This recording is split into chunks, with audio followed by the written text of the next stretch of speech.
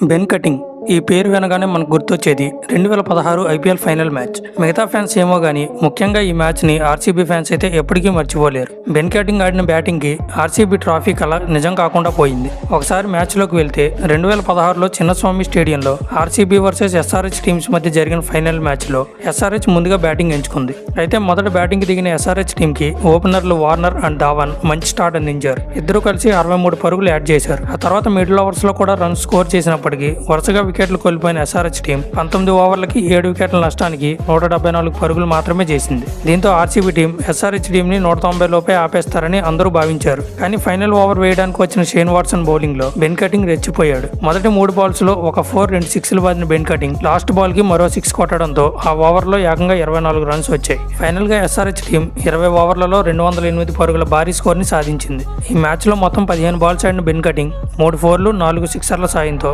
9 పరుగులు చేసి నాట్అవుట్ గా నిలిచాడు.